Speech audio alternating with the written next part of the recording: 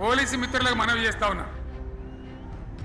ప్రజాస్వామ్యంలో ప్రజలకు అడిగే హక్కు ఉంటుంది, తప్పకుండా అడుగుతారు ప్రజలు.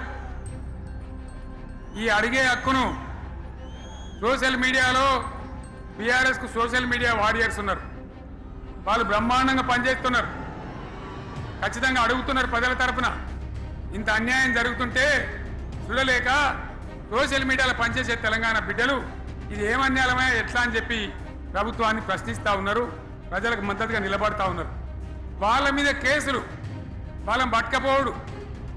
పోలీస్ సోదరులను నేను అడుగుతా ఉన్నా, మీరెందుకు దునుకులాడుతుండే? మీకేమక్కడ వచ్చింది? మీకొక్కటి చెప్తున్నా నేను,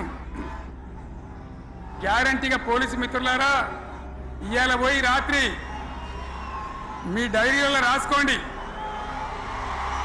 మీ డైరీలలో రాసి పెట్టుకొని 100కు 100% ఇలా తెలంగాణ చెలరేగిన పరిస్థితికి మళ్ళా వచ్చేది బీఆర్ఎస్ గవర్నమెంటే. అది ఎవడు కూడా ఆపలేడు, అది ఎవరి తరం కాదు, ఎవరి వశం కాదు.